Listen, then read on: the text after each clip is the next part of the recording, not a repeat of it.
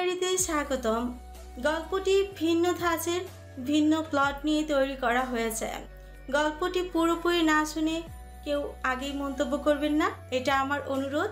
আশা করছি গল্পটি আপনাদের ভালো লাগবে। আর গল্পের নাম শুনে হয়তো অনেকেই অনেক কিছু ধারণা করবে। বয়সে 20 বছরের বড় এক লোকের সাথে বিয়ে ঠিক হয়েছে আমার। শুনেছি ভদ্রলোকের প্রথম স্ত্রী মারা গেছেন। আমার জন্মদাত্রী মা বেঁচে থাকলে কখনোই এমন হতে দিতেন না। সৎ মায়ের সংসারে থাকার চেয়ে মানুষের বাড়ি কাজ করে খাওয়ার ঢের বেশি ভালো। অশ্রুসিক্ত নয়নে অভিমান বুকে চেপে কথাগুলো বলল মেহেক। বান্ধবী সিনথিয়া মেহেকের কষ্টটা উপলব্ধি করতে পারছে। মাধ্যমিক পরীক্ষার পরেই বিয়ের জন্য উঠে পড়ে লেগেছিল মেহেকের মা আঞ্জুম বেগম। আপন মা নন, বয়স যখন 8 তখন দুরারোগ্য রোগে মারা গেছেন মেহেকের মা। বাবার হাত পা ধরে কোনো রকম উচ্চ মাধ্যমিক শেষ করলো মেহেক। তার পরপরই বিয়ে ঠিক হয়ে গেল। কেউ কোনো অনুমতি নেওয়ার প্রয়োজন মনে করেনি, শুধু এসে বলেছে আগামীকাল বিকেলে তোর বিয়ে। সিনথিয়া মেহেকের বাসায় এসেছে, পাশাপাশি বাড়ি হওয়ায় বিয়ের খবরটা আপনা আপনি পেয়ে গেছে সে। সূর্য অস্ত যাওয়ার সময় হয়ে গেছে। দুপুরে খাবার খায়নি মেহেক। এতদিন মায়ের মারধর খেয়ে আর সংসারের সব কাজ কোনো রকমে লেখাপড়া করে জীবন কাটাচ্ছিল। কিন্তু এখন কি হবে সেই নিয়ে হাজারো দ্বিধায় আছে মেয়েটা। সিনথিয়া দীর্ঘশ্বাস ফেলল। মেহেক শোন, আমাদের হাতে কিছুই নিয়ে নেই। তোর বাবাই তো তোর কথা শুনলো না, সবকিছু তার স্ত্রীর কথাই করলেন। এখন কি করবি বল? কোথায় যাবি তুই বিয়ে না করলে? বিয়ে না করলে তো তোকে পিটিয়ে মেরে ফেলবে এরা। সিনথিয়া মা যখন মরলেন আমাকে রেখে গেলেন কেন? এই দোজকে জ্বলে মরতে? বল না সিনথিয়া, বল। মেহেক সিনথিয়াকে জড়িয়ে ধরে হাউ মাউ করে কাঁদতে থাকে। কান্না ছাড়া বুঝি কিছু করার নেই তার। মামার বাড়ির লোকজন কখনো তাদের ভালো চোখে দেখেন না, কারণ মেহেকের বাবা মা বাড়ির সবার অমতে পালিয়ে বিয়ে করেছিল। আর মেহেকের কোনো চাচা কিংবা ফুপি নেই, তাই মেহেকের কোথাও যাওয়ারও জায়গা নেই। আঞ্জুম বেগমের এক ছেলে এক মেয়ে। সানবি এবার 8ম শ্রেণীতে পড়েছে, আর মিষ্টি 10ম শ্রেণীতে। সানবি মেহেককে যাও একটু পছন্দ করে, কিন্তু মিষ্টি ওকে দু চোখে দেখতে পারে না। অথচ মেহেক ওদের নিজের ভাই বোনের মতো স্নেহ করে ভালোবাসে। রাতের আধার ফুরিয়ে দিনের আলো ফুটলো, চারিদিকে পাখির কিচিরমিচির শব্দ। হাওলাদার বাড়িতে বিয়ে লেগেছে। আশপাশ থেকে লোকজন যাওয়া আসা করছে। শহর থেকে দূরে থাকা যানবাহনের কর্কশ আওয়াজে কারো ঘুম ভাঙে না এখনো এখানে, বরং মোরগ মুরগিদের ডাকে ঘুম ভাঙে। গ্রামের শেষ সীমানা একটি নদী, আর নদীর ওপারেই ঘন জঙ্গল। মেঘ রাতেও কিচ্ছু খায়নি। গতকাল থেকে সারাদিন না খাওয়ার ফলে শরীর ক্লান্ত লাগছে, কিন্তু সেদিকে কারোর নজর দেওয়ার সময় কই। বিয়ের দিন হলেও আজ সকাল সকাল উঠে নিত্যদিনের কাজকর্ম গুছিয়ে রাখতে হয়েছে ওকে। লোকে বলে মেয়ে কালো হলে তার দুঃখের সীমা নেই, অথচ সুন্দরী হলেও যে কত বিপদ লুকিয়ে থাকে তা কয়জন বোঝে। মেহেক ছোট থেকেই আগুন সুন্দরী। এই সৌন্দর্য অবশ্য মায়ের থেকে পেয়েছে মেয়েটা, কিন্তু এই সৌন্দর্য ওর কাল। গ্রামের বখাটেদের জ্বালায় ভয়ে ভয়ে থাকতো মেহেক। বাড়িতে কিছু জানলে উল্টো পাল্টা সবাই বলতো, এক হাতে তালি বাজে না। এমনকি এটাকে ইস্যু করেই মেয়েকের বিয়েটা তাড়াতাড়ি ঠিক করতে পেরেছেন আঞ্জুম। আসলে কালো হোক কিংবা সুন্দর, কিছু মেয়েদের জন্মানোই অভিশাপ। নিজের মনের অবিন্যস্ত ভাবনাগুলো নিয়ে ঘরে বসে আছে মেহেক। জোহরের নামাজের পরেই তোর বিয়ে হবে, গোসল সেরে আয়। আচমকা আঞ্জুম বেগমের এরকম কথা শুনে চমকায় মেহেক। 1.5 ঘন্টা পর বিয়ে। মাথায় আকাশ ভেঙে পড়লো মনে হচ্ছে। কেউ বিশ্বাস করবে তার এই অসহায়তার কথা? এভাবে কাউকে বিয়ে দিতে পারে এখন? পারে বলেই তো ওর সাথে এসব হচ্ছে। মেঘ সাহস করে প্রশ্ন করলো মাকে। বিয়ে বিকেলে হওয়ার কথা ছিল না মা?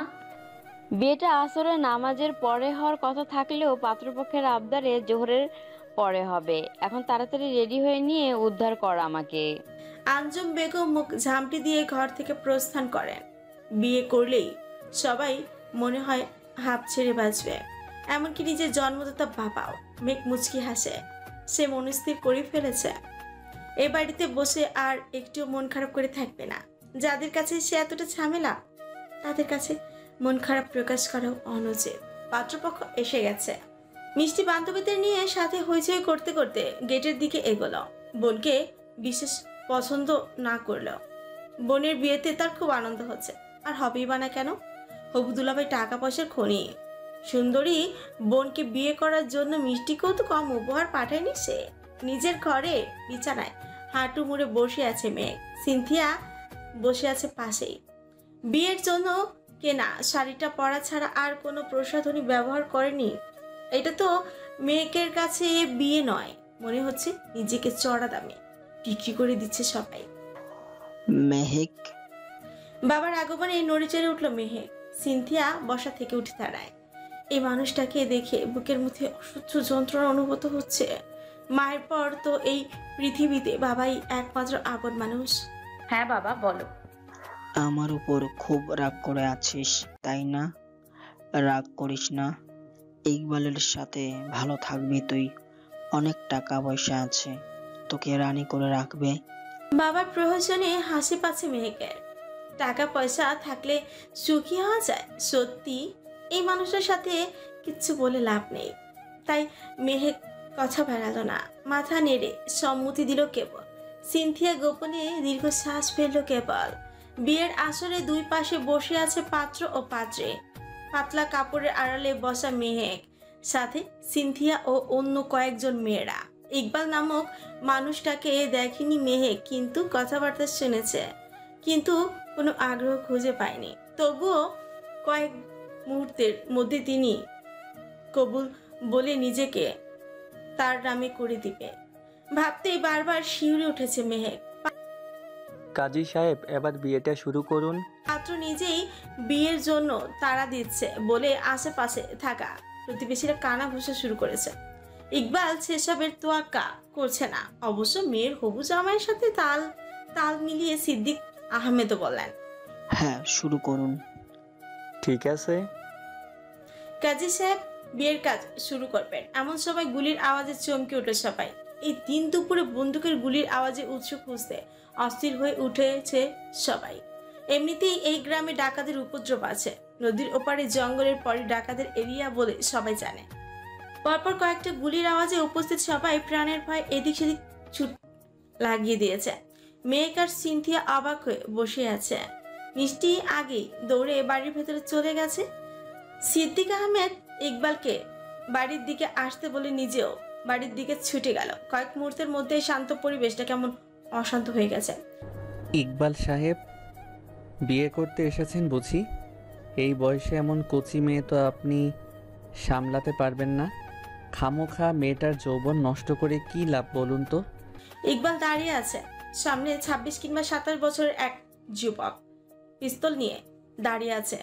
পরনে তার কুচকুচে কালো শার্ট, জিন্স এবং মুখে মাস্ক। চুলগুলো বেশ লম্বা, খাড় ছুঁই। অচেনা এই যুবককে দেখে ভয়ে শিউরে উঠছে ইকবাল। লোকটা অন্যদিকে দৌড় দিয়ে যাওয়ার চেষ্টা করেও আগেও আরো কিছু বন্দুকধারী লোকজন তাকে ঘিরে ধরল। রোশন, প্লিজ আমাকে ছেড়ে দিন। আমি চেষ্টা করছি যতটা দ্রুত সম্ভব আপনাদের লোককে জেল থেকে বের করব। ইকবাল হাত জোর করে যুবকের কাছে অনুনয় বিনয় করতে লাগলো। আর তাতেই অন্য লোকজনগুলো হেসে উঠল। মনে হচ্ছে কোনো জোকস বলল ইকবাল। রোশন খাড় কাত করে মাথার চুলকে ডিরেক্ট ইকবালের কপালে পিস্তল ঠেকালো। চমকে উঠল লোকটা। থরথর করে কাঁপতে লাগলো সে। রোশন হেসে পড়ল। সেই ব্যবস্থা আমরা করে ফেলেছি। তোর কি মনে হয় পুলিশ আমাদের লোক ধরে নিয়ে সব তথ্য জেনে যাবে আর আমরা শুধু তোর ভরসায় বসে থাকব? আমাদের পেশাই এমন, জান দিব কিন্তু নিজেদের বিষয়ে মুখ খুলব না। রাহাতও তাই করেছে। মারা গেছে রাহাত, তবুও ওর মুখ খোলেনি। তুই ইচ্ছে করে আমাদের সাহায্য করিসনি, তাই তোকে তোর প্রাপ্য দিতে আমি নিজেই এসেছি আজ। ইকবাল বুঝতে পারছে আজ তার আর নিস্তার নেই। স্বয়ং ডাকাত সর্দারের ছেলে এসেছে তাকে খুন করতে, তবুও অনুরোধ করতে থাকলো সে। রোশন, আমাকে মারবেন না প্লিজ, আমি আপনাদের। ইকবালের কথা শেষ হওয়ার আগে বন্দুকের গুলির আওয়াজ শুনে আটকে উঠেছে মেহেক। সিনথিয়া জ্ঞান হারিয়ে মাটিতে লুটিয়ে পড়েছে। কোণের বসার জায়গা উঁচু, জায়গা তৈরি করা, তার নিচেই পড়ে গেছে মেয়েটা। সরাসরি মাথায় গুলি লাগায় বেশি সময় লাগেনি ইকবালের পরলোক গমন করতে। কয়েক সেকেন্ডের ব্যবধানে মাটিতে লুটিয়ে পড়েছে তার মৃতদেহ। রোশন ঘাড় কাত করে সবার উদ্দেশ্যেই বললাম, কাজ শেষ, তাড়াতাড়ি চল এখন। দিনে দুপুরে এরকম রিস্ক আগে কখনো নেইনি। বাবা জানতে পারলে বকাবকি করবে। ঠিক আছে রোশন ভাই, চলেন। সবার আগে রোশন এগোতে লাগলো। একটু আগাতেই দলের একজনের নজর পড়ল পাতলা পর্দার আড়ালে মেহেকের উপর। মাস্ক পরিহিত ডাকাতদের নজর নিজের উপর পড়েছে বুঝতেই ঘুর কাটে মেহেকের। পাশে তাকিয়ে দেখে সিনথিয়া নেই। কোথায় গেছে? বাবার সময় পায় না। ভাই, জামাইকে তো মেরে দিলেন, বউয়ের কি হবে? রোশনকে উদ্দেশ্য করেই বলল রকি। রোশন চলা বন্ধ না করে বলল, পছন্দ হলে নিয়ে আয় কিন্তু তাড়াতাড়ি। তোদের ভাই কেঁপে উঠল মেহেক। বিয়ে হলে তো মান সম্মান থাকতো, কিন্তু এখন শেষমেশ এই জানোয়ারদের ভোগের সামগ্রী হতে হবে তাকে। রকি রোশনের আদেশ পাওয়া মাত্র দ্রুত গতিতে মেহেকের দিকে এগোলো। মেহেক পালানোর জন্য উল্টো দিকে দৌড় দিতেই চাইলো, শেষ রক্ষা হয় না। রকি মেহেকের নাকে একটা রুমাল চেপে ধরেই জ্ঞান হারাইছে। রকি, চল চল, আজ রাতে খেলা হবে। মেঘকে কাঁধে নিয়ে এগিয়ে আসতে দেখে ফয়সাল বিশ্রীভাবে হেসে বলে কথাটা। রকিও হাসিতে তাল মিলে দ্রুত পা চালায়। কতক্ষণ জ্ঞান হারিয়েছিল খেয়াল নেই মেহেকের। চোখ মেলে তাকে আশেপাশে নজর বুলাতে চেষ্টা করে ব্যর্থ হলো সে। মাথাটা কেমন ঝিমঝিমে আছে এখনো, ঠিকমতো তাকানো যাচ্ছে না। তাই তবুও সময় নিয়ে নিজেকে সামলে নিল মেহেক। আচমকা দুপুরে ঘটে যাওয়া সেই ভয়ঙ্কর ঘটনাটা কথা মনে পড়ে গেল। নিজের দিকে তাকিয়ে দেখলো এখনো বিয়ের সাজে গজে আছে সে। একটা পাশে বাঁশের অংশ জুড়ে দেওয়া, তাতে বসে আছে মেয়েটা। বসা থেকে উঠে দাঁড়িয়ে ঘরের চারিদিকে দেখছে মেহেক। টিনের তৈরি একটা ছোট্ট ঘর। ঘরের এক পাশে এই খাট আর অন্য পাশে মাটিতে একটা স্টিলের কলসি রাখা, সাথে একটা স্টিলের গ্লাস। মেঝেতে কিছু তাস ছড়িয়ে রাখা আর সিগারেটের আধপোড়া অংশ বিশেষ। দরজা জানালা সব বন্ধ থাকলেও মেয়েকে বুঝতে অসুবিধা হচ্ছে না সন্ধ্যা হওয়ার আগ মুহূর্ত। এখন কি ভয়ঙ্কর বিপদে পড়েছে সেটা ভালো করে বুঝতে পারছে। হঠাৎ দরজা খোলার শব্দে আটকে উঠলো মেহেক। ভাই গুটিসুটি মেরে খাটে বসলো। পরক্ষণে ভাবলো আবারও জ্ঞান হারানোর অভিনয় করবে কিনা, কিন্তু ততক্ষণে ঘরে দুজন লোক ঢুকে যায়। কি গো সুন্দরী, জ্ঞান ফিরল তবে? খয়েরি টি শার্ট আর সাদা লুঙ্গি পরিহিত এক যুবক শুধালো মেহেককে, কিন্তু চুপ রইল মেয়েটা। ফয়সাল মেহেকের পাশে এসে বসে রকির উদ্দেশ্যে দেখতেই তো পাচ্ছ, সোজা হয়ে বসে আছে। মেহেকের কাঁধে হাত রেখে রকির দিকে তাকিয়ে মিটমিট করে হাসছে ফয়সাল। মেহেকের শরীর ঘৃণায় খিনখিন করছে। কোথাও থেকে রাজ্যের সাহস এসে জমা হয়েছে ওর মনে। সেই সাহসের জোরে নিজেকে কিছুটা দূরে সরিয়ে নেয় ও। রকি কিছু একটা ইশারা করতে ফয়সাল বসা থেকে উঠে দাঁড়ালো। এখন চল ফয়সাল, রাতে নিয়ম কানুন মেনেই মাসটি করব বড়। ততক্ষণে ওকে কিছু খাবার দাবার দিয়ে যা, খেয়ে শরীরের শক্তি সঞ্চয় করুক। যদিও ও তো শুয়েই থাকবে, খেলবো তো আমরা। শেষের কথাটা বলে ওরা দুজন একসাথে বিশ্রীভাবে হেসে উঠল। মেঘ চোখ বন্ধ করে ফেলল। এত নোংরা কথা যারা বলতে পারে তারা ওর সাথে কতটা অসভ্যতা করবে তা বলার অপেক্ষা রাখে না। ফয়সাল রকির সাথে হাসতে হাসতে ঘর থেকে বেরিয়ে গেল। কিছু সময়ের জন্য হলেও হাঁপ ছেড়ে বাঁচল মেয়ে। কিন্তু কতক্ষণ এভাবে থাকবে? রাত হলে নিশ্চিত নিকটের পালের মতো ওর উপর হামলে পড়বে তারা। রাগে দুঃখে নিজের হাতে নিজেই কামড়ে ফুপিয়ে কেঁদে ওঠে মেহে। আত্মহত্যা করার মতো কোনো উপায় নেই এখানে। ঘরের মাচান এতটা নিচু যে শাড়ি সেই পর্যন্ত বেঁধে গলায় ফাঁসি দেওয়া সম্ভব না। নিজের ইজ্জত দেওয়া থেকে প্রাণ দেওয়ার ঢের বেশি সমানের। দুপুরের থেকে সন্ধ্যা গড়ানোর সাথে সাথে পুরো গ্রামে বিষয়টা ছড়িয়ে গেছে সবার মুখে। এখন একটাই কথা, হাওলাদার বাড়ির বড় মেয়েকে ডাকাচা উঠিয়ে নিয়ে গেছে, এমনকি মেয়েটার হবু জামাইটাকেও জায়গায় খুন করে গেছে টাকাচা। সিদ্দিক আহমেদের বাড়িতে পুলিশের আনাগোনা লেগে আছে। ইকবালের খুনের বিষয় তারা বিভিন্ন তথ্য জানতেই এই তদারকি। মেয়েকে অপহরণ করা হলেও সেই নিয়ে বাড়ির কারো কোনো মাথা ব্যথা নেই। আঞ্জুম বেগমের তো মনে মনে আনন্দই হচ্ছে। ইকবাল তো মরেও গেছে, টাকা পয়সা আগেই যা দিয়ে গেছে তা দিয়ে কয়েক বছর আরামসে চলে যাবে। তার উপর সতীনের মেয়েও ঘাট থেকে নেমেছে এবার।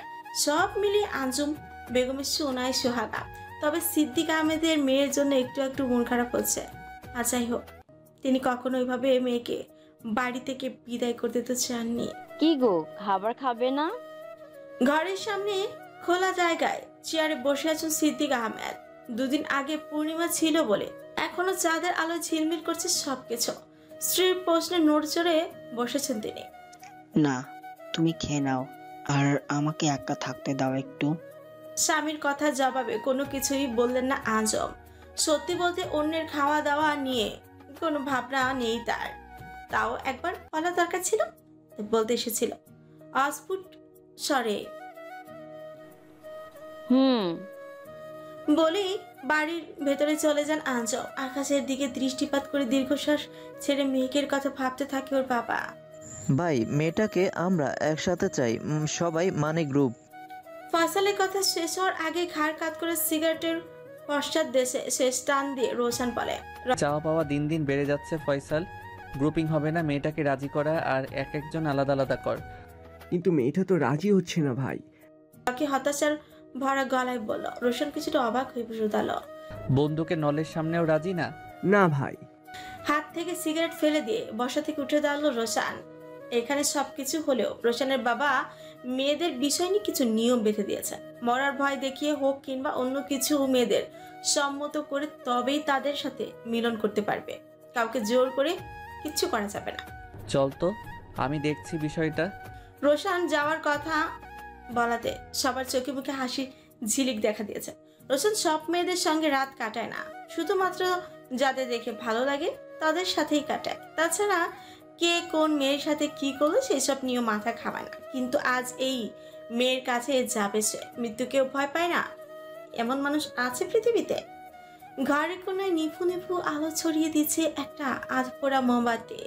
মেঝেতে বসে সেই দিকে তাকিয়ে আছে মেহে। কিছুক্ষণ আগে ছেলেগুলো এসেছিল ওর কাছে, কোনো একটা কারণে কেউ সরাসরি গায়ে হাত দেয়নি ওর, কিন্তু রাজি করানোর জন্য কপালে বন্দুক ঠেকিয়েছিল। সারা জীবন অত্যাচার সহ্য করা মেয়েটাও নিজের ইজ্জত বাঁচানোর ক্ষেত্রে সাহসী হয়ে উঠেছে আজ। মনে মনে দৃঢ় সংকল্প করেছে সে প্রাণ দিবে, তবুও মান সম্পূর্ণ ইজ্জত বিসর্জন দিবে না। হয় মারবে, না হয় আজ মরবে। দরজা খুলে ভেতরে ঢুকে মেয়েকের দিকে দৃষ্টিপাত করে দাঁড়িয়েছে রোশন। পাশে দাঁড়িয়ে আছে ফয়সাল, রকি, লিমন সহ আরো দুজন। ওদের উপস্থিতি মেহেকের ভাবনার ছেদ ঘটাচ্ছে, কিন্তু নিজের জায়গা থেকে একজন পরিমাণ নড়েনি। মোমবাতির আলোতে লাল শাড়ি পরা যুবতীর দিকে একদৃষ্টিতে তাকিয়ে আছে রোশন। মুখটা কেমন মায়া মায়া, চোখে কতটা যন্ত্রণা। কিন্তু এই কষ্ট যন্ত্রণা রোশনের চেনা, খুব চেনা। কিন্তু কিসের কষ্ট সেটা বোঝার মতো সময় ও ইচ্ছে কোনোটাই এখনো নেই। ধীর পায়ে এগিয়ে গিয়ে মেয়েকে সামনাসামনি বসে রোশন ঘর কাত করে পকেট থেকে আরেকটা সিগারেট বের করে তারপর সেটাকে ছোটে গুজে ইশারা করতেই লিমন এসে আগুন ধরিয়ে দিয়ে গেল। সিগারেটে সুখ টান দিয়ে নাক মুখ থেকে ধোঁয়া বের করে বলে, শুনলাম তুমি নাকি মরতে ভয় পাচ্ছ না, আসলেই কি তাই? কোমরে গুজে রাখা পিস্তল বের করে মেয়েকের বুকের মাঝ বরাবর তাক করলো রোশন। মেঘ ভাবলেশীন ভাবি বলল, সম্ভব হলে এক্ষুনি শুট করে দিন। আজটুকু মেয়েকে এভাবে মৃত্যুকে বরণ করতে চাওয়ার প্রবণতা দেখে থমকালো রোশন। কি এমন অশান্তিতে ছিল সে যে জীবন থেকে এভাবে মুক্তি চায়? কত মেয়ে এসেছে এই ডেরায়, সবাই বন্দুক দেখে রাজি হয়ে গেছে সবকিছুর জন্য, কিন্তু এই মেয়েটা আলাদা। রোশন ঠোঁটের কোণে দুষ্টু হাসির রেখা ফুটিয়ে পিস্তলের নল ছোঁয়ালো মেয়েকের গলার নিচ বরাবর। তারপর আস্তে আস্তে বক্ষ বিভাজনের উপর এসে থামল। মেয়েকের ভেতরটা শেষ হয়ে গেল, প্রকাশ করল না কিছু। কোনো কিছু নেই করারও। মানুষের জীবনে কিছু কিছু সময় এমন পরিস্থিতির সৃষ্টি হয়, তখন মনে হয় মরে গেলেই বুঝি বেঁচে যেতাম। মেয়েকেরও তেমন হয়েছে। এখান থেকে কোনোভাবে ওর পক্ষে যে পালানো সম্ভব না, সেটা ভালো করে বুঝে গেছে ও। মরার এতই যখন শখ, তাহলে চলো মেরেই দিচ্ছি তোমাকে। 1 রোশন ও কাউন্টডাউন শুরু করতেই সবাই নড়ে চড়ে উঠল। সত্যি সত্যি কি মেরে দেবে এই সুন্দরী মেয়েটাকে? 2 এত সময় নষ্ট করার প্রয়োজন নেই, আপনি এক্ষুনি মেরে ফেলুন আমাকে, নয়তো বলা যায় না আমি হয়তো মেরে দিলাম আপনাকে। এতক্ষণে চোখে চোখ রেখে কণ্ঠে দৃঢ়তা বজায় রেখে মেঘ রোশনকে কিছু বলল। বাকিরা হেসে উঠলেও রোশন চুপ করে রইল। অশ্রুসিক্ত চোখে আগুন দেখতে পাচ্ছে ও। কি হলো কে জানে। এই মেয়েটাকে অন্য কাউকে না, বরং নিজের বিছানার সঙ্গী করবে বলে মনে মনে নিজেকে কথা দিল রোশন। বসা থেকে উঠে সবার সামনে দাঁড়িয়ে গিয়ে বলল সে, তোরা যা সবাই, ওকে আমার লাগবে। যতদিন আমি ওকে না পাচ্ছি তোরাও পাবি না। আর হ্যাঁ, রাজি তো? ওকে আমি করেই ছাড়বো একদিন। সবার মন খারাপ হলেও রোশনের মুখের উপর কথা, কেউ কিছুই বলতে পারল না। ঠিক আছে ভাই। লিমন ম্লান কণ্ঠে বলে সবাইকে নিয়ে ঘর থেকে বেরিয়ে গেল। মেঘ ঘৃণা পড়া দৃষ্টিতে রোশনের দিকে তাকিয়ে আছে। রোশন দরজা আটকে দিয়ে খাটের উপর সে পায়ের উপর পা রেখে গানের সুরে গুনগুন করছে। মোমবাতি প্রায় শেষের পথে। মেঘের মাথায় একটা প্রশ্ন ঘুরপাক খাচ্ছে, এই জানোয়ারগুলো আবার ওর সম্মতি লাগবে কিসের জন্য? এই যে সুন্দরী। রোশন খাটে বসে পা দুলিয়ে বসে আছে। মেঘ পেছনে ফিরে তাকিয়ে চুপ করে রইল কেবল। রোশন মেঘের হাত ধরে উঠিয়ে খাটে বসালো। খোপা করা চুলগুলো খুলে দিয়ে তাতে নাক ডুবে প্রাণ ভরে নিঃশ্বাস নিতে নিতে ফের বলা, আমার দিকে ভালো করে দেখো তো একবার, কত হট আমি। আমার চোখের দিকে তাকাও, ইচ্ছে করছে না এই চোখে হারাতে। মেঘ নিজেকে সরিয়ে নিতে চাইলো। রোশন পেছন থেকে শক্ত করে জড়িয়ে ধরে। নিঃশব্দে খাঁচায় বন্দি থাকা পাখির মতো ছটফট করতে থাকে মেয়েটা। কোনো উত্তর না পেয়ে রোশন আচমকা মেঘকে ছেড়ে দেয়। মুখোমুখি বসিয়ে নিজে অর্ধনগ্ন হয়ে মেঘের হাত দুটো নিয়ে নেড়ে চেড়ে বলে, এদিকে তাকাও, বুকে আসবে না? একবার ছুঁয়ে দেখো তো শরীরে কামনার আগুন না জ্বলে থাকে কিনা। চুপ করুন। মানুষ কত নোংরা হলে এমন আচরণ করে, এর থেকে ধর্ষক হলেই তো হয়। আপনি আমার সামনে বিবস্ত্র হয়ে শুয়ে থাকলেও আপনার প্রতি কোনো কামনা বাসনা জাগবে না আমার। মেঘ মেঝেতে থুতু ফেলে কথাটা বলে। রোশন হাসে। এক হাত দিয়ে মেঘের থুতনিতে আঙুল ছুঁয়ে অন্য হাত দিয়ে ওর খোলা চুলগুলো শক্ত করে চেপে ধরে। মেঘ কিছু বোঝার আগেই রোশনের শক্ত ঠোঁটগুলো ওর কোমল ঠোঁট দখল করে নেয়। চমকে ওঠে মেয়েটা। নিজের সর্বশক্তি দিয়ে রোশনের থেকে নিজেকে ছাড়াতে চাচ্ছে, কিন্তু পুরুষের শক্তির কাছে মেঘ অসহায় পড়ে। ধর্ষণের কথাটা বলে কত বড় ভুল করেছে সে এখন হাড়ে হাড়ে টের পাচ্ছে। কিছুক্ষণ পরে নিজেকে মুক্ত পেয়ে জোরে জোরে নিঃশ্বাস ফেলছে মেহেক। রোশন আদর্শ ভঙ্গিতে শুয়ে হাতের উল্টো পিঠ দিয়ে নিজের ঠোঁট মুছে বলে, লিপস্টিকের টেস্ট মোটেও ভালো লাগেনি, কিন্তু আর কখনো এসব ব্যবহার করবে না। আর হ্যাঁ, এটা ছিল আমাকে প্রত্যাখ্যান করার জন্য ছোট্ট একটা শাস্তি। আজ পর্যন্ত কেউ প্রত্যাখ্যান করেনি আমাকে, কিন্তু তুমি মেয়ে, তোমার বড্ড সাহস, বড্ড। বিশ্বাস করো, একদিন তুমি নিজেই আসবে নিজের সব কিছু আমার কাছে উজাড় করে দিতে। নিজেই বলবে, রোশান আমাকে শান্ত করো, আমি আর পারছি না, বুঝলে সুন্দরী? রোশন খাট থেকে উঠে দাঁড়িয়ে জোরে জোরে হাসছে। মেঘ চোখ মুখ খিচে কুচকে নিঃশব্দে কাঁদছে। এর চেয়ে হাজার গুণ ভালো ছিল ওই ইকবালের সাথে ঘর করা। এত নোংরা একটা জানোয়ারের সাথে এক ঘরে আছে এবং সে জোর করে চুইয়ে দিয়েছে। ভাবতেই মেঘের সবকিছু এলোমেলো হয়ে যাচ্ছে। পূর্ব আকাশে সূর্যের দেখা মিলেছে। পাক পাখালির কিচিরমিচির শব্দে মুখরিত হচ্ছে জঙ্গল। কত রকমের গাছপালা ঘেরা এই সুন্দর জায়গা। হরেক রকমের গাছপালা, পশু পাখি, কীট পতঙ্গ সব কিছু নিয়ে এই জায়গা। সারাত ঘুম আসেনি মেহেকে। কিভাবে এখান থেকে বের হবে এই নিয়েই ভাবতে ভাবতে রাত কেটে গেছে। তাও ফজরের ওয়াক্তের পরে একটু চোখ লেগে এসেছিল, কিন্তু সকাল হতেই প্রকৃতির সৌন্দর্য, মিষ্টি পাখিগুলোর ডাকে ঘুম ভাঙে। ওদের কিচিরমিচির আওয়াজ কয়েক সেকেন্ডের জন্য হলেও মন ভালো লেগেছিল মেহেকের। গতকাল রাতে রোশন আর কোনো অসভ্যতামি করেনি। ঘর থেকে বেরিয়ে নিজের ঘরেই হয়তো চলে গিয়েছিল। ফলে স্বস্তির নিঃশ্বাস ফেলেছিল মেহেক। তাও ভালো, এরা জোর করে কিচ্ছু করবে না। শোয়া থেকে বসে দিনের আলোয় ভালো করে ঘরটা দেখেছে ও। কি নোংরা সবকিছু। ঘরের মেঝেতে যত রকম ময়লা আবর্জনা সবই আছে, ঠিকঠাক মতো ঝাড়ু পর্যন্ত দেয় না ওরা। অবশ্য নিজেরাই এত নোংরা যে ঘরের এই নোংরা ওদের কাছে কিছুই না। ঘরের দক্ষিণ দিকে একটা জানালা আছে। মেঘ বসা থেকে উঠে সেই দিকেই এগোয়। জানলা দিয়ে বাইরে তাকিয়ে দেখে যত দূর নজর যায় শুধু গাছপালা। এই জঙ্গল শেষ হলেও নদী না পেরিয়ে গ্রামে যাওয়া যাবে না। অদ্ভুতভাবে জঙ্গলটার দুই দিকেই নদী, তাও বেশ বড় সড়ো যে সাঁতরে পার হওয়া যাবে না। এই যে মেয়ে, এই নাও তোমার পোশাক আর খাবার। হঠাৎ কোনো মেয়েদের কণ্ঠ শুনে ভীষণভাবে চমকায় মেহেক। এখানে আবারও মেয়েও আছে। মেহেক কৌতূহল মেটাতে পেছনে ফিরে তাকিয়ে দেখতে চায় কি এসেছে ঘরে। দেখতে বেশ স্মার্ট একটা মেয়ে, তবে মেহেকের থেকে বড় হবে হয়তো, এতটুকু ধারণা করে মেয়েটি দিকে এগুলো মেহেক। মেয়েটি রোবটের মতো বিনা কথায় দাঁড়িয়ে আছে।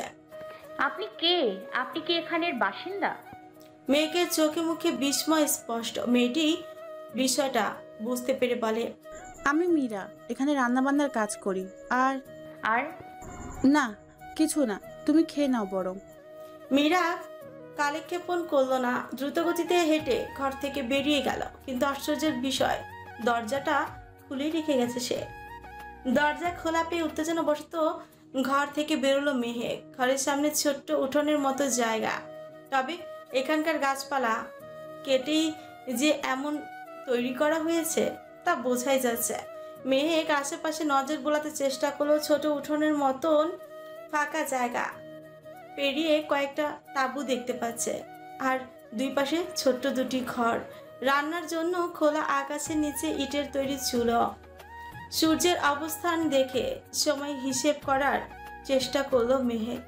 যতদূর মনে হচ্ছে সকাল 6টা কিংবা 6:30 বেজেছে। যেহেতু ছেলেগুলো অনেক রাত করে ঘুমায়, তাই নিশ্চয়ই দেরি করে ঘুম থেকে উঠবে। কিভাবে নদী পার হবে জানে না মেহেক, কিন্তু এখান থেকে পালাতে হবে মন প্রাণে এই কথাই গেঁথে নিয়ে পাগলের মতো ছুটতে লাগলো মেহেক। তবে কিছুটা পথ দৌড়াতে আচমকা কোনো কিছুতে ধাক্কা খেয়ে থেমে যায় সে। কিয়ৎক্ষণ অতিবাহিত হতে মেহেক বুঝতে পারে ওর সামনে কোনো জড় পদার্থ নয়, বরং আস্ত একটা মনুষ্য প্রাণী। শুকনো ঢোক গিলে মাথা উঁচিয়ে তাকাতে রোশনের ঠোঁট কামড়ে হাসি দেওয়া মুখটা দেখলো। ছেলেটা ওর দিকে তাকিয়ে এমন করে হাসছে দেখে রাগে আগুন জ্বলছে। যত দূর যাও না কেন মেহেক রানী, ফিরে আমার কাছে আসতে হবে, কেননা এই গোটা এরিয়া আমার। তুমি চাইলেও নদীর ওপারে পৌঁছাতে পারবে না। ঘাড় কাত করে সিগারেটের সুখ টান দিয়ে বলল রোশান।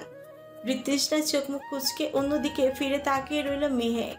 কোনো লাভ নেই এর সাথে তর্ক করে, বরং তার চেয়ে চুপচাপ থাকাটাই বুদ্ধিমানের কাজ। ঘরে চলো। রোশন সিগারেটের অবিশিষ্ট অংশটুকু ফেলে দিয়ে পা দিয়ে পিষে ফেলে বলল। মেঘ কিছু বলতে যাবে এমন সময় হুট করেই কোলে তুলে নিল ওকে। ছাড়ুন বলছি, ভালো হবে না কিন্তু। মেয়েকের এমন কথা হো করে হেসে উঠল রোশান। বোকা মেয়ে একটা। ঝুঁকে মেয়েকে ঠোঁটে আলতো করে কামড় দেয় রোশান। ব্যথা আহ করে উঠে মেয়েটা। এমনিতেই ঠোঁট কেটে গেছে, তার উপর এখন এইসব। চুপ, আর একটা কথা বললে আরো কিছু হবে। মেঘ চুপ করে যায়। এদের সাথে শক্তিতে নয়, বুদ্ধি দিয়ে বাজিমাত করতে হবে। মিনিট 5 পরে মেয়েকে জন্য বরাদ্দকৃত ঘরের সামনে এসে থামলো রোশন। এরই মধ্যে কিছু ছেলে এগিয়ে এসেছে ওদের দেখে। মেঘকে কোল থেকে নামিয়ে রেখেছে রোশন। ভাই কাজ কি হয়ে গেছে? তাহলে আমরা নিয়ে যাই। রকি, তোদের বড্ড তাড়াহুড়ো রে। সারাদিন এসব নিয়ে না ভেবে পরের মিশন কিভাবে সাকসেসফুলি করতে পারবো সেটা চিন্তা কর। মেয়ে তো আছেই। রকির সাথে ফয়সালও এসেছিল, কিন্তু রোশনের কথা সব আশায় জল পড়লো তাদের। মেঘ ওদের কথাবার্তা শুনতে না পেরে আবারও ঘরের মধ্যে চলে যায় এবং গিয়ে ভেতর থেকে দরজাটা আটকে ফেলে। ঠিক আছে ভাই, আমাদের পরবর্তী কাজ হচ্ছে পাশের শহর থেকে ব্যাংক ডাকাতি করা। আমি এর মধ্যে সেখানে আমাদের গুপ্তচরকে পাঠিয়ে দিয়েছি। ও আসার পর আমরা সত্য সম্পর্কে সবকিছু জেনে ফেলবো। সেই অনুযায়ী প্ল্যান করে আমরা এগোবো। ওকে, এখন যা তোরা, আমিও আসছি। সবাই একে একে সবাই নিজের কাজে চলে যায়, কেবল রোশন ব্যতীত। সে জানালা দিয়ে মেয়েকের ঘরের দিকে উকি দিয়ে নিশ্চিত হয়ে সে ঘরেই আছে। মেয়েটা তাহলে আবার জানালা দিয়ে পালায়নি তো? 2 দিন কেটে গেছে, তাও মেয়েটার কোনো খোঁজ দিতে পারলেন না স্যার। মুখোমুখি পুলিশ অফিসার ফারুক ওয়াসিফের সামনে বসে আছে সিদ্দিক আহমেদ। মেয়ে খোঁজ নিতেই এসেছেন তিনি। আপনি নিজেও ভালো করে জানেন ওই জঙ্গলে আমাদের পক্ষে পৌঁছানো অসম্ভব। ওদের এরিয়ায় আজ পর্যন্ত পুলিশ ঢুকে কিছু করতে পারেনি, এতটাই ভয়ঙ্কর ওরা। আমরা প্রশাসনের লোক হলেও দুঃখের সাথে বলতে হচ্ছে আপনার মেয়েকে নিশ্চয়ই এতক্ষণ জীবিত রাখেনি ওরা। ফারুক ওয়াসিফের কথায় পিলে চমকে ওঠে মেহেকের বাবার। দুচোখ ঝাপসা হয়ে এসেছে ভদ্রলোকের। এইভাবে বলবেন না স্যার, দয়া করে আপনাদের কাজ অব্যাহত রাখুন। আমরা কোনো খোঁজ পেলে আপনাকে জানাবো, হোক সেটা গুড নিউজ অথবা ব্যাড। ঠিক আছে, ধন্যবাদ। You are most welcome. Police station থেকে বেরিয়ে ধীর পায়ে মেইন রোডের দিকে এগোচ্ছেন মেহেকের বাবা। কথায় আছে না, দাঁত থাকতে দাঁতের মূল্য বোঝে না। মেহেকের বাবার অবস্থাও ঠিক তেমন হয়েছে। সকালের নাস্তা থেকে শুরু করে রাতের খাবার খাওয়া পর্যন্ত মেয়েটা কত কিছু খেয়াল রাখতো, সে নেই, তাই খেয়াল রাখারও কেউ নেই এখন। আঞ্জুম বেগমের সাথে গতকাল মনোমালিন্য হয়েছে সিদ্দিকের। বিয়ের সময় তো এমন কথাই ছিল, দুজন আর ছেলে মেয়েদের কখনো পর ভাববে না, বরং নিজেদের ছেলে মেয়ে মনে করে ভালোবাসবে, যত্ন করবে। মিষ্টি সিদ্দিক আহমেদ ঔরসজাত সন্তান না। মিষ্টিকে সাথে নিয়েই মেয়েকের বাবাকে বিয়ে করেছিলেন আঞ্জুম বেগম। মিষ্টিকে নিজের মেয়ের থেকে কখনো আলাদা চোখে দেখেননি তিনি, অথচ আঞ্জুম সবসময় মেহেককে অনাদর অবহেলা করে গেছে। অবশ্য এর পেছনে সিদ্দিক নিজেও দায়ী। স্ত্রীর প্রতি অন্ধ মোহে ভালোবাসার মেয়ের দিকে খেয়ালই রাখেনি, উপরন্তু নিজেও একই আচরণ করেছেন। এই যে ভাই, রাস্তায় দেখে শুনে চলাফেরা করতে পারেন না? বেখেয়ালি হয়ে হাঁটতে গিয়ে একটুর জন্য গাড়ি এসে চাপা দেয়নি সিদ্দিককে। গাড়ির ড্রাইভার কড়াভাবে শ্বাসে কয়েকটা কথাবার্তা বলে চলে গেছে। সিদ্দিক চুপ করেই ছিল। মেঘকে ছাড়া পুরো পৃথিবী যেন আজ অন্ধকার ওনার কাছে। নিজের বাবার সামনে দাঁড়িয়ে আছে রোশন। আশেপাশের এক শহরের আজ ডাকাতি করার প্ল্যান ছিল ওদের। অবশ্য সবকিছু ওদের প্ল্যান মাফিকই হয়েছে। রোশনের সাথে অন্য বিষয়ে কথা বলতেই রেখেছেন সবুর হোসেন। সবুর হোসেন দেখতে কুচকুচে কালো, লম্বা দেহ, সুস্বাস্থ্যের অধিকারীও বটে। বাবার কাছ থেকে রোশনও শ্যামবর্ণ পেয়েছে, কিন্তু বাবার থেকে একটু ফর্সা সে। সবুর হোসেনের মুখ ভর্তি দাড়ি আর চুলগুলো কাঁধ পর্যন্ত হয়, জঙ্গলের সাথে যেন তার চেহারা পারফেক্ট ম্যাচিং হয়েছে। এখন রোশন, শুনলাম গ্রাম থেকে একটা মেয়ে তুলে এনেছেন, তাও এখনো বাঁচিয়ে রেখেছে, কিন্তু কেন? এখানকার নিয়ম হচ্ছে প্রয়োজন ফুরলি প্রাণী মেরে ফেলা। মস্তি করার পরেই মেয়েদের মেরে ফেলে এরা। যদিও আগে মেয়েদেরকে ছেড়ে দিতেন সবুর, কিন্তু একটা ঘটনার পরিপ্রেক্ষিতে আর কোনো মেয়েকে বাইরের জগতে বের হতে দেয় না এখন। হ্যাঁ বাবা, ওর সাথে কাজ কমপ্লিট হলে তবেই ঠুস। গাড় কাত করে বলল রোশন। সবুর মুচকি হাসল। তো সুখকর নয় সেই মেকি হাসি, অতীতকে মনে করাতেই না চাইলেও প্রায়শই সেসব মাথা চাড়া দিয়ে ওঠে সবুরের। যাই করো না কেন, প্রমাণ যাতে বাইরে বের না হয়। যাই হোক, এসো এখন তুমি। আজকে দুপুর হইতেই চোখের রাজ্যে ঘুম এসে হামলে পড়েছে আমার। বাবার কথায় হাসি পাচ্ছে রোশনের। সবুর হোসেন যে কতটা ঘুম কাতুরে সেসব সবাই জানে। দিন নেই রাত নেই, যে কোনো সময় ঘুমিয়ে পড়তেই পারার বিশেষ গুণ নিয়ে পৃথিবীতে এসেছিলেন তিনি। ওকে ঘুমাও তুমি, এমনিতেই ঘুম ছাড়া তোমার জীবনে আর কি বা আছে সবুর হোসেন। বসা থেকে উঠে দাঁড়িয়ে সিগারেটে আগুন ধরতে ধরতে বলল রোশন। ছেলের রসিকতায় চোখ মুখ কুচকে ফেলেন সবর।